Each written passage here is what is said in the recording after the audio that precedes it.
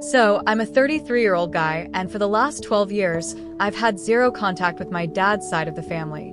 This all started when my dad remarried, a big shift that happened when I was just about 10. Back then, my parents split because, well, they just weren't in love anymore. Even though I get it now, as a kid it really shook me up. I felt a mix of shock and heartbreak, which led me to act out a lot. We even tried family counseling to smooth things out, but it mostly felt like only my mom was trying to get me. My dad? He was more about just dealing with things as they come, which made me feel pretty distant from him. I mostly lived with my mom and only stayed with my dad for short periods. Things took a harder turn when I was 15. My mom tragically passed away in an accident, and I had no choice but to move in with my dad full-time. Honestly, those were some of the darkest days for me. It seemed like I was the only one who really missed her. My dad had been with his girlfriend, Emily, who's now 48, for a few years by then. They got engaged right around the time my mom died, which made things even tougher for me.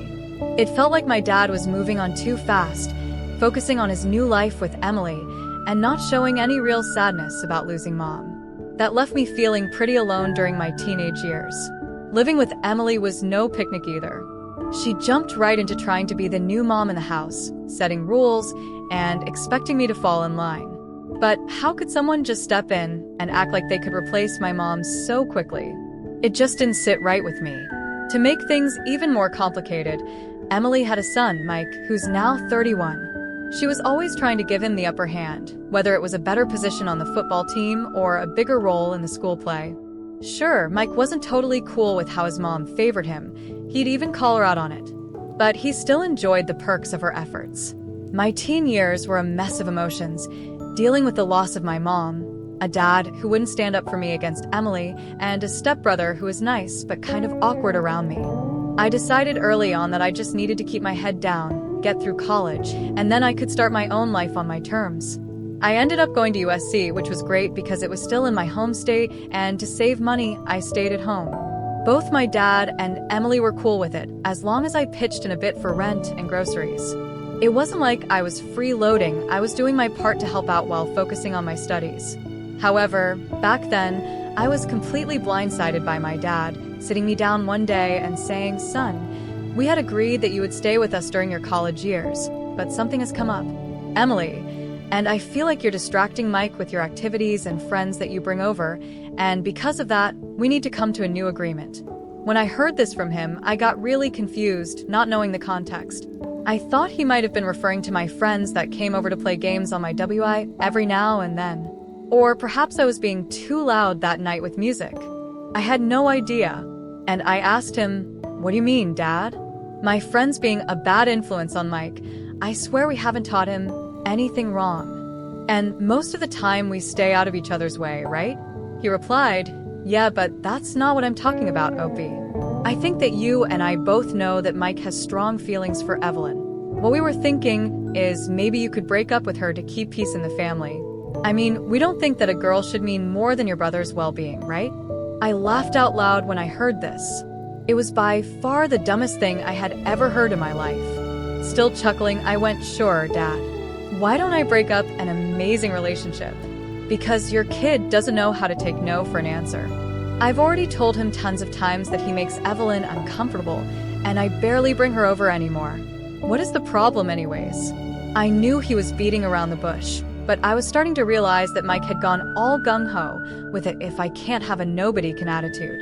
And Emily had probably asked Dad to talk to me about it to appease her son, and also make sure he doesn't waste any more time over this girl. I have no clue how they expected me to roll over on this, though. It blew up into a huge fight, and I ended up choosing to stick with Evelyn and move out of the house. I packed my bags one day and left, changing my cell number in the process to I crashed at a friend's place for a few days and eventually moved in with my girlfriend. Thankfully, I was in college on scholarship, and my main struggles came from paying for rent and utilities. But I hustled and worked nights to make it happen. At this point, all bridges had been burned with my family, and the only people I consider family currently are a few relatives on my mom's side. It's been 12 years since then. And guess what? Evelyn and I got married, and both of us are quite comfortable in our jobs and lives. In fact, we bought our first house, and are trying for a baby. I genuinely think leaving my toxic family behind was the best decision I made. However, a couple of days ago, someone showed up at my doorstep, and that made me spiral and think back to my past a little. Mike somehow found out where I lived and came over to visit one day, saying that he needs to talk to me. I was too shocked to really react and silently let him in after he made himself comfortable. We caught up a little, although he already knew the general gist of my life because he had apparently found out through social media. Then he told me the real reason he was here. He explained a lot of things about his infatuation with Evelyn, including his mom's involvement. However, he also added that he never wanted me to move out of the house, and that was something that Emily had devised all on her own. He said that his stepdad, a mom, seemed almost glad that I was gone, and the house became really cold and weird after that for him. The three of them ended up moving out of state a few months after I left, something which I wasn't aware of, and Mike didn't know how to reach out to me back then. In all this time, he had been feeling guilty for the way I had laughed and had gotten over his infatuation with Evelyn. Surprise? Surprise. But due to his shitty mental state, had ended up mixing with the wrong crowd in college and ended up dropping out. The situation at home was terrible as well, and his mother was losing her mind over his lack of drive and success, without ever really bothering to find out why he was feeling so depressed.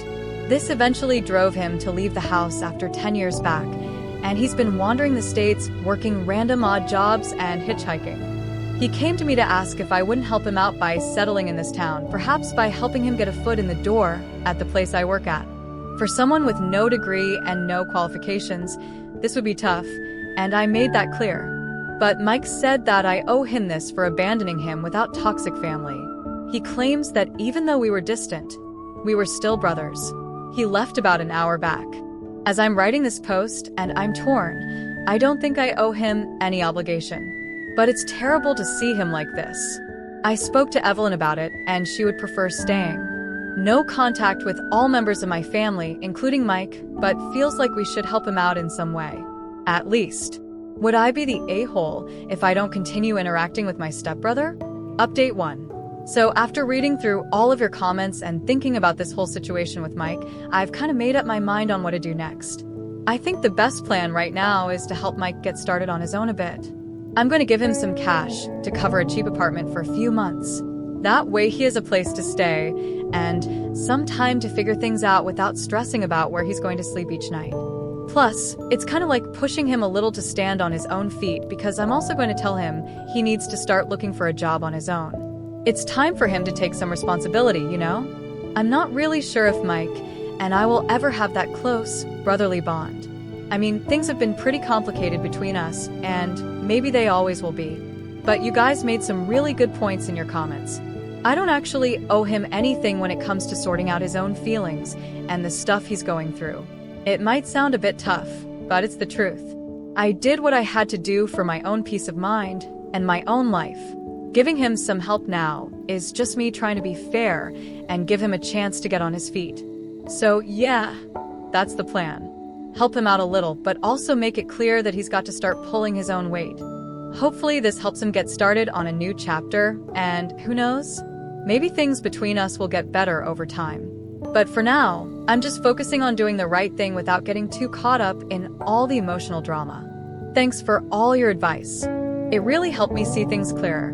Update 2. Hey everyone, it's been a few months since I last filled you in on what's been going on with Mike and me. Well, a few months have passed, and I gotta say Mike's really started to find his groove here in town. It's like he's a whole new person compared to who he was before. He's landed a job as a junior manager over at the local Walmart, which is pretty cool for him. The bit of money we gave him to help him get started has really done wonders. He's been using it wisely, and now he's even going to night school to get a degree. I'm really proud of him for taking these steps. It's kind of awesome to see him turning his life around and getting serious about his future. And honestly, watching his progress kind of makes me want to be more involved in his life. Maybe help him out more, or just be there for him. But there's still this one thing that's kind of bugging me. Even with all the positive changes, Mike still acts like I owe him something because I moved out earlier and he felt left on his own. Sometimes he even brings it up in a way that makes me feel guilty about the decisions I made. It's a bit frustrating because, I was just doing what I thought was best for me at the time. I talked to some of my relatives about this whole situation, and they think I should just face it head on and have a real talk with Mike about all these feelings. They think a good, honest confrontation might clear the air. I'm not usually the confrontational type, but maybe they're right. It might help get rid of this weird tension and help us move on, you know? So that's where I'm at right now. Thinking about sitting down with Mike, laying it all out, and hopefully sorting things out so we can both feel good about our relationship. It's not easy, but hey, that's family for you, right? Always a bit of drama, but also a lot of opportunities to grow closer if you handle things right. Thanks for sticking with me through this update, and I'll be sure to let you know how the talk goes. Update 3. I finally had that talk with Mike. It was about time I let him know why I think it's not cool for him to expect stuff from me just because of our past. But even though I had to lay down some hard truths, I've got to say, I really do think he's turned into a decent guy. He's changed a lot, and he definitely deserves some respect, and yeah, even some love for me. The chat was a bit intense, and it took Mike a bit to really get the whole picture. You know, understanding the subtle stuff, like why it's not okay to hold on to those old expectations. But he got there in the end. And you know what? He actually apologized. He said he was sorry for putting that unfair burden on me, and he even thanked me for all the help I've given him. That felt pretty good, not gonna lie. And there's more good news. Evelyn, yes, she's had her issues with Mike too, especially because of some weird vibes he gave off in the past. Well, she's also coming around. Mike went to her, all on his own, and apologized privately for his past behavior. That took guts, and I really respect him for that. Evelyn softened up to him a lot since then, and it looks like things are finally starting to smooth out. So, it looks like Mike's going to be welcome in our house from now on. It's a big step, and I'm kind of hopeful about where things are heading with him. As for his mom and my dad, that's a whole different story. Let's just say Mike and I are on the same page there. We both can't stand them, and that's putting it mildly. So, yeah, they're not exactly on our favorite people list, and I doubt that's going to change anytime soon, lol. Anyway, that's the update for now. It's been a roller coaster, but it feels like things are moving in a better direction. Thanks for all the support and advice. It's really helped me handle this whole situation. I'll keep you all posted on how things go from here. Update 4. Just when I thought things with Mike were starting to smooth over, life decided to throw another complication our way. So, yesterday was just another typical day at work for me. Nothing out of the ordinary, just the usual hustle. Midway through the afternoon, my phone rings, and it's Evelyn sounding more upset than I've heard in a long while. She tells me Mike came over to our house unexpectedly. Now, we have an understanding with Mike that he needs to let us know beforehand if he wants to drop by. Common courtesy, right? But there he was, showing up without a heads up. Here's where it gets complicated. Mike didn't just come over for a casual visit to catch up or something lighthearted. After a bit of uneasy chit-chat, he starts into this intense confession. Turns out he's still got feelings for Evelyn. Yes, that's right. After everything that's gone down, this guy hasn't let go of his old crush. But that's not all. He goes on to ask Evelyn if she would consider giving him a chance, basically suggesting they could be something more. Evelyn, being the rock star that she is, shut that down immediately. She told him straight that it wasn't happening, that she was fully committed to our marriage, and that his feelings were completely inappropriate. But Mike didn't take the rejection well at all. He started arguing, getting visibly agitated, and even stepped toward her in a way that was way out of line. Thankfully, Evelyn managed to handle the situation and kicked him out before things could escalate. She even had the foresight to record the whole ordeal on her phone. When I heard about this, I left work right then and there, furious and ready to confront Mike. But by the time I got home, he had already left. I was absolutely livid, unable to think straight. After all the discussions, the efforts to rebuild some sort of trust and brotherly bond, it felt like we had just taken a massive step backward. Evelyn was understandably shaken by the ordeal, and I was left scrambling, trying to make sense of Mike's actions and figure out what our next move should be. Now I'm stuck wondering how to handle this whole mess. Do I confront Mike directly? Should we just cut ties completely this time? It seems like every attempt at mending our relationship ends up being undermined by another issue. And now, There's the added problem of his inappropriate behavior towards my wife. The whole situation is a mess, and honestly, I'm struggling to see a clear path forward. So that's the update. It's yet another twist in the saga that's my relationship with my stepbrother. If anyone has any advice or has been through something similar, I'd really appreciate hearing your thoughts because this is just more than I ever anticipated dealing with. Update 5. After the last incident with Mike, where he unexpectedly showed up at our house and confessed his feelings for Evelyn, which quickly escalated into a confrontational and uncomfortable situation, my initial reaction was anger. I mean boiling point, seeing red type of anger. It was a lot to process, and in those first few hours, all I could think about was finding Mike and confronting him face to face, maybe even physically. I was that upset. I spent the better part of that evening driving around town, checking some of the usual spots I thought he might show up at, but Mike was nowhere to be found. It was like he had dropped off the face of the earth right after stirring up this storm in our lives. The more I couldn't find him, the more my frustration grew. It felt like he had just thrown a grenade into our lives and skipped town before the fallout. After several hours of this fruitless search, I came home to Evelyn. Seeing her so shaken up by what had happened and discussing it further helped snap me back to reality. I realized that trying to handle this through a physical confrontation wouldn't solve anything and could actually make things worse. Evelyn, ever the voice of reason, suggested we take a more constructive approach. We talked it through and agreed that the best course of action was to use the legal system to ensure our safety and set a firm boundary that Mike couldn't cross. She reminded me that we had the entire incident recorded on her phone, which captured not just his inappropriate confession but also his aggressive behavior afterward.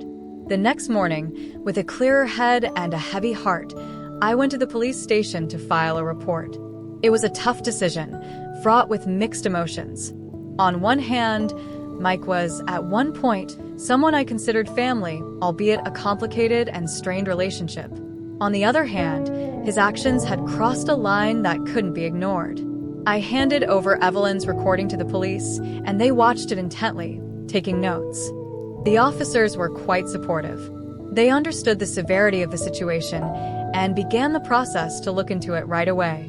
They mentioned that this evidence could potentially lead to a restraining order, depending on how things unfolded legally. Filing the police report felt like a necessary step towards reclaiming some sense of security, but it didn't come without its emotional toll. It marked a definitive end to any lingering hopes I might have had about reconciling with Mike. As I left the police station, there was a part of me that felt relieved. Relieved that we were taking concrete steps to protect ourselves and that the law was on our side. But there was also a profound sense of sadness, a recognition that the familial bond one once hoped to salvage was now beyond repair. The drive back home was a quiet one, with me just trying to process all the feelings swirling inside. Back at home, Evelyn and I had a long talk about everything that had happened. We discussed our next steps and how we would handle things moving forward. It was clear that our relationship with Mike had reached a point where the only interactions, if any, would be through legal channels. We were both on the same page about wanting no further contact with him unless absolutely necessary. The reality of cutting someone out of your life so completely, especially someone who was once considered family, is a stark and harsh one. Yet, for our own well-being, it felt like the only viable option left. These past few days since filing the report have been a bit of a waiting game. We're waiting to see how the legal process pans out, waiting to hear back from the police, and just generally waiting for some semblance of normalcy to return to our lives. This entire ordeal has taken a significant toll on both of us. There are moments of anger, moments of profound disappointment, and moments where the whole weight of this situation just feels overwhelming. Despite the turmoil, there have been some small silver linings.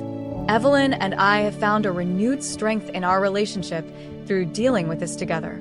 It's reminded us of the importance of supporting one another and standing united in the face of challenges. We've also been incredibly grateful for the support from friends and a few family members who are in the know about the situation. Their words of encouragement and offers of help have been a small beacon of light in what has otherwise been a very dark period. Update 6. After my last update, where I shared about filing a report against Mike following his unexpected and aggressive behavior, things progressed more rapidly than I expected. The police were quite efficient once they had all the evidence, including the recording from Evelyn's phone. They managed to track down Mike, and based on what had transpired, along with their own investigations, he was arrested.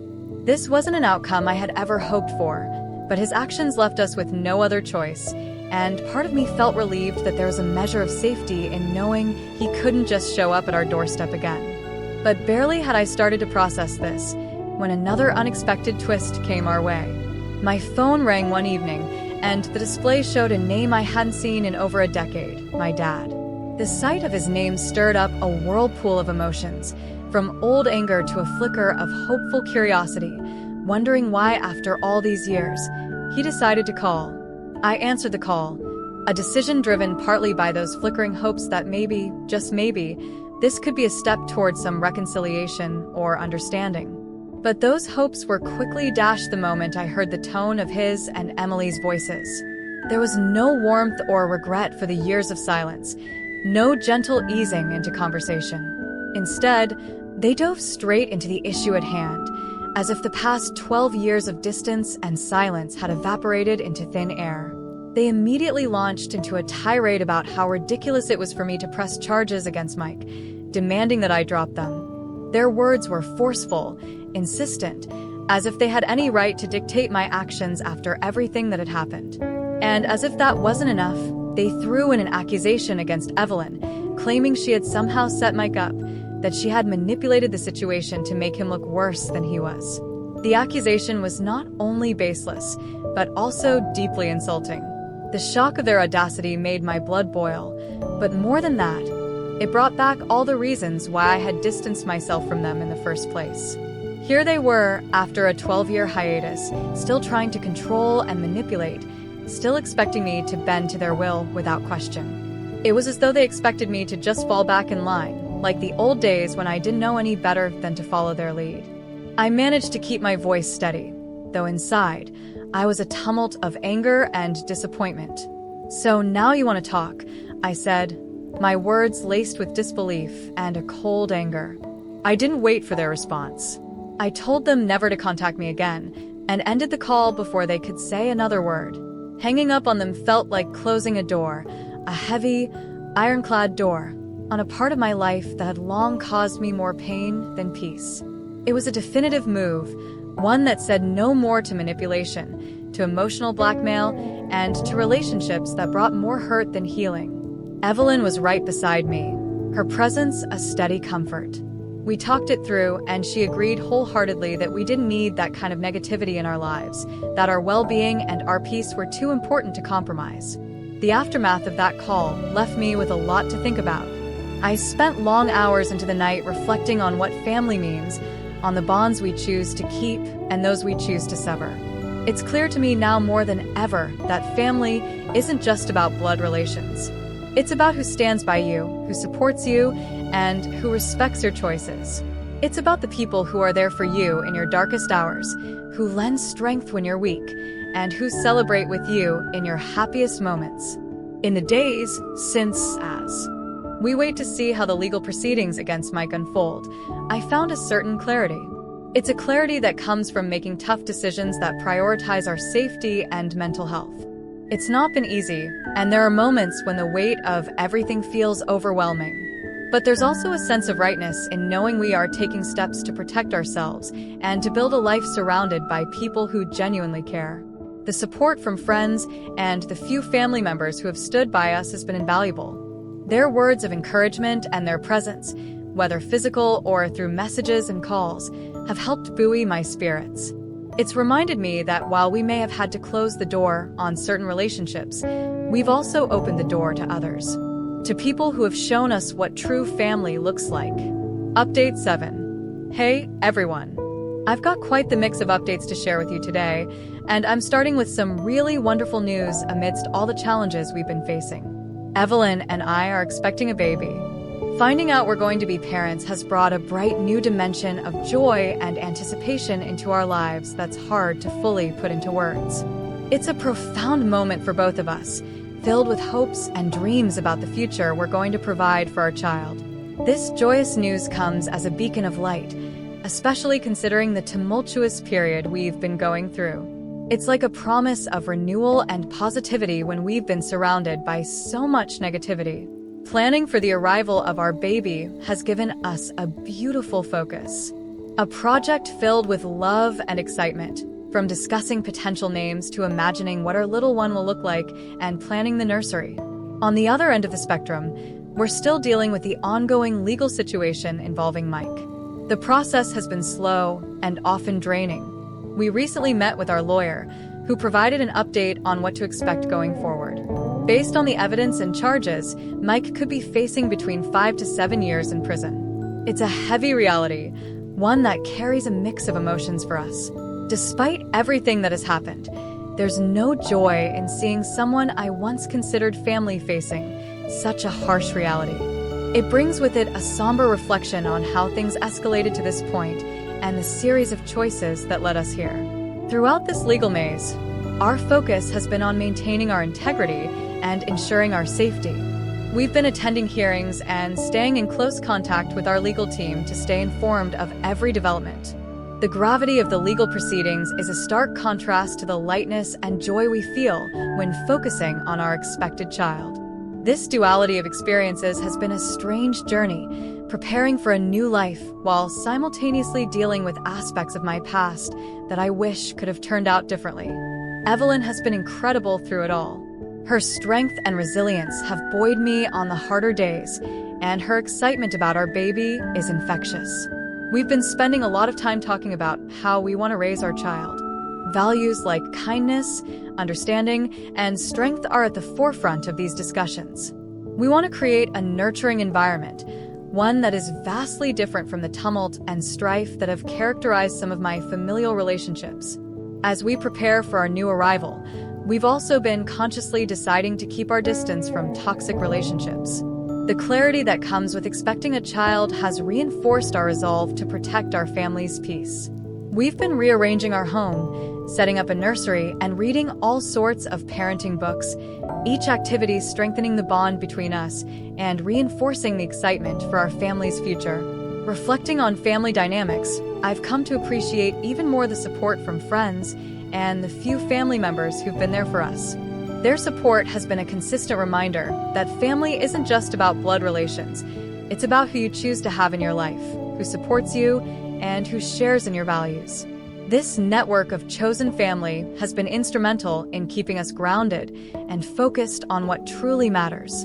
Looking ahead, the arrival of our child feels like a new chapter, one where we can focus on creating positive memories and building a legacy of love and respect. It's a chance for us to turn the page on past difficulties and look forward to the joys of parenthood. Despite the ongoing legal situation with Mike, which we will continue to handle with the seriousness it deserves, we are increasingly looking forward to the future with optimism. Balancing the preparation for our baby with the legal procedures has not been easy. There are days when the stress seems overwhelming, when the slow pace of legal proceedings feels frustratingly at odds with the rapid preparations for our new arrival. Yet these challenges have also brought us closer together, solidifying our partnership and our commitment to our family's well-being. I'm deeply grateful for the community of friends, both online and in real life, who have offered words of encouragement and support through these times. Sharing this journey with you has provided not just a cathartic outlet for me, but has also offered perspectives and advice that have been invaluable. As we move forward, I'll continue to update you all on both the joyous and challenging aspects of our life. Your engagement and support have been pillars of strength for us, and I look forward to sharing more about our journey into parenthood and beyond. Here's to hoping that the next updates will be filled with more joy as we get closer to welcoming our new family member into the world. Thank you all for sticking with us through thick and thin. Your encouragement and insights have been bright spots in an often difficult journey. Last update. Firstly, the most wonderful news. Evelyn and I welcomed our beautiful baby into the world. The arrival of our child has been nothing short of miraculous, transforming our lives in ways we never could have imagined. Every cry, every smile reaffirms our decision to focus on building a nurturing and loving environment away from past negativity. Seeing Evelyn embrace motherhood with such Grace and love has only deepened my admiration and love for her. She's been incredible, and watching her with our baby makes every challenging moment we've endured together worth it.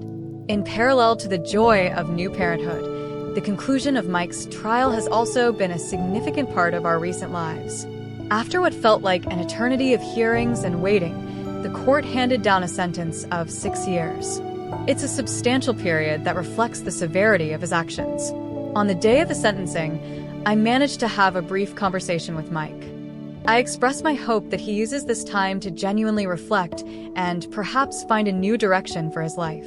The exchange was brief and heavy with unspoken emotions, regret for the paths taken, sorrow for the familial bonds broken, and a somber acceptance of the reality we now face. This closure, though necessary, wasn't celebrated. It felt more like an acknowledgement that some chapters in our lives had to be closed, not with joy, but with a quiet resignation to protect our future and focus on the positives that we can control. It also marked a definitive end to any remnants of hope for reconciliation with Mike or my father and Emily. Their absence in all recent events only cemented our resolve that distancing ourselves was the right choice. Reflecting on this, the concept of family has profoundly shifted for me. I've learned that family isn't always defined by blood, but by the bonds you choose to nurture and the commitment to support each other through life's trials and celebrations. Evelyn and I have felt this shift acutely, deciding to invest our energies into relationships that bring positivity and growth, both for ourselves and for our child. Our baby's future is what drives us now. We've been imagining all the firsts we're going to experience. First steps, first words, first birthdays. We're planning the kind of upbringing we want our child to have, emphasizing kindness, respect, understanding, and above all, love. We hope to instill values that encourage our child to embrace diversity, seek understanding, and act with compassion towards others. As we adjust to our new roles as parents, our home has become a sanctuary filled with love and laughter, even amidst the sleepless nights and the steep learning curve that parenthood inevitably brings. We've transformed one of the rooms into a vibrant nursery, picking out colors and themes that we hope will inspire creativity and happiness in our child. Each choice, from the books on the shelf to the toys in the crib, has been made with so much thought and anticipation. Moreover, our discussions often turn towards how we will discuss our past with our child when the time comes. We agree that honesty, framed in a way that is age-appropriate and constructive, will be our guiding principle. We want our child to learn from our experiences, to understand the complexities of human relationships, and to know that while life can sometimes be challenging, there is always a path toward healing and happiness. During this transitional time, the support from our community, both locally and online, has been incredibly uplifting. Your comments, stories, and words of advice have not only helped us navigate the tougher times, but have also celebrated our victories with us. This virtual diary has become more than just a series of posts. It's been a shared journey that has connected us with so many wonderful people. Looking forward, while I may not update this specific thread anymore, the journey certainly doesn't end here. We're just beginning this incredible adventure of raising our child, discovering the world anew through their eyes. I hope to continue sharing parts of our life in other ways, perhaps focusing more on the joys and challenges of parenting and less on the conflicts of the past. In closing this chapter, I want to express my deepest thanks to all of you. You've been with us through some of the most difficult times, but you've been with us through